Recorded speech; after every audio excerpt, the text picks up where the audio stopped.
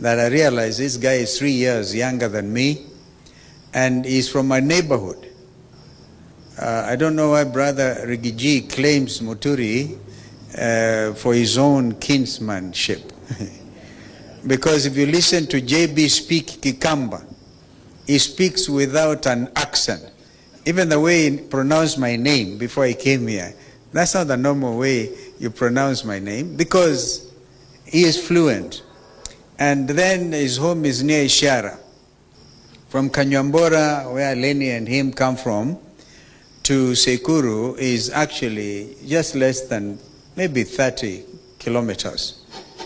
Now from there to Rigiji's place is very far.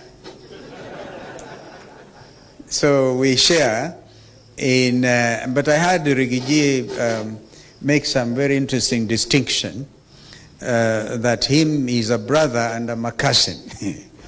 That imagine Lenny and JB is brothers, but I am Rigiji's cousin.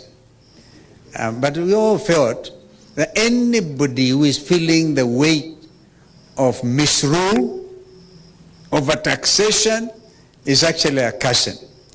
I think that is why JB asked me to come and really nail it for him. JB, you're a very frank person. And allow me to tell you that Uhuru Kenyatta should have been here.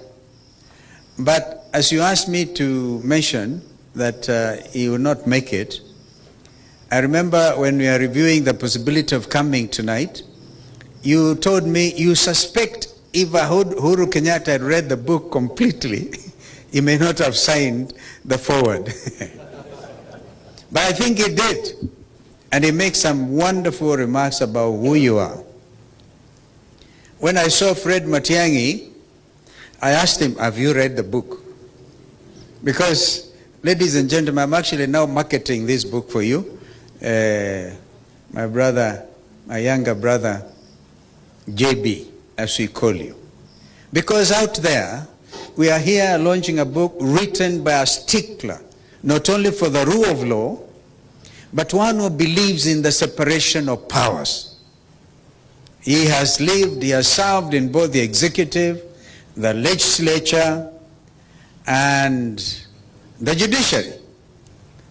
One of our foremost statesmen, I dare say without any hesitation, and one who is also fearless.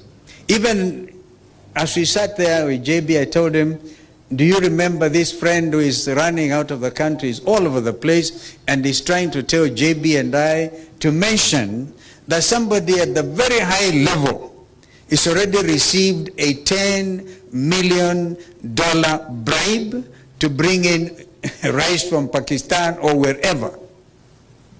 That is JB Muturi.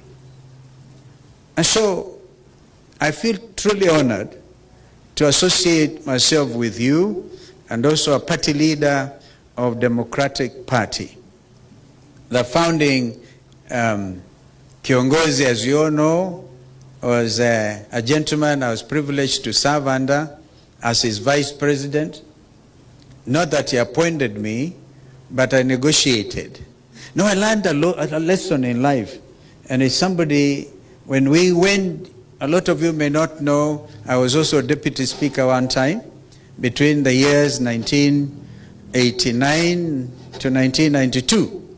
And then I went for an IPU conference, somewhere I think in Togo. And we wanted the late Joseph Muliro. How many of you remember Joseph Muliro? He was assistant minister one time for foreign affairs.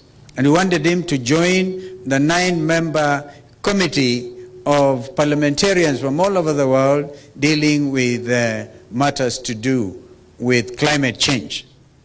And so we had some formidable challenges from that region, some of them claiming authority of their speakers. And I coined a phrase. I said, in business, you don't get what you deserve. That is generally said. You get what you negotiate. So I learned that and applied it with President Kibaki. We negotiated my being 10th vice president. But that is part of the history. But I also learned another useful tactic. And I think that is what this Kenya Kwanza administration has been applying.